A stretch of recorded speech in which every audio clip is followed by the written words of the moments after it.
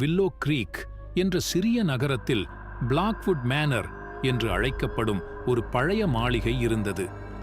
பல நூற்றாண்டுகளுக்கு முன்பு மர்மமான சூழ்நிலையில் சோகமாக இறந்த எலினோர் பிளாக்வுட் என்ற இளம் பெண்ணின் பேய் இந்த மாளிகையை வேட்டையாடியதாக புராணக்கதை கூறுகிறது. புயல் நிறைந்த இரவுகளில் மரங்கள் வழியாக காற்று வீசும்போது, ஜன்னல்களுக்கு எதிராக மழை பெய்யும் போது எலினரின் பேய் பிளாக்வுட் மேனரின் மண்டபங்களில் சுற்றித் திரியும்.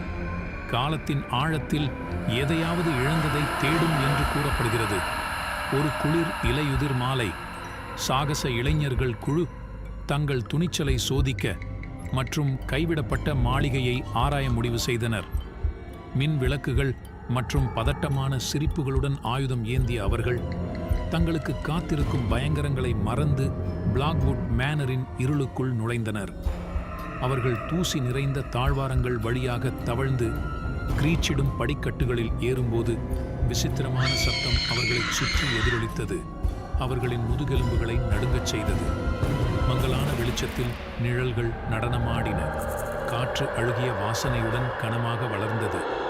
திடீரென்று ஒரு இரத்தத்தை உறைய வைக்கும் அலறல் அமைதியை துளைத்தது. 15 வயதினரை அவர்களின் தடங்களில் உறைய வைத்தது. அவர்கள் திகிலூட்டும் பார்வைகளை பரிமாறிக்கொண்டனர். அவர்களின் இதயங்கள் தங்கள் மார்பில் துடிக்கின்றன. அவர்கள் மாளிகையில் தனியாக இல்லை என்பதை உணர்ந்தனர். கிசுகிசுக்கள் காற்றை நிரப்பின. பேய் குரல்கள் புரியாத வார்த்தைகளை முணுமுணுத்தன.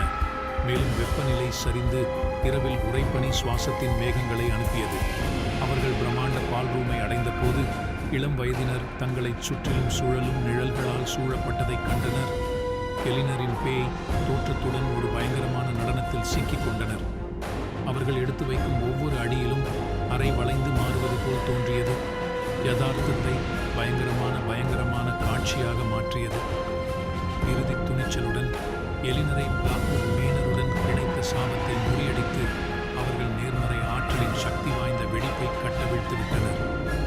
பேய் தோற்றம் இரவில் மறைந்ததால் மாளிகை மீண்டும் அமைதியாகிவிட்டது.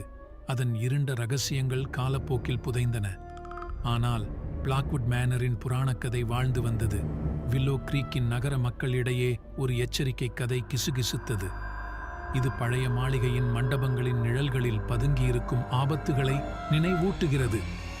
மேலும் அந்த வாலிபர்கள் உயிருடன் தப்பித்தாலும் அந்த துரதிர்ஷ்டமான இரவை தாங்கள் கண்ட பயங்கரத்தை ஒருபோதும் மறக்க மாட்டார்கள் என்பதை அவர்கள் அறிந்திருந்தனர்.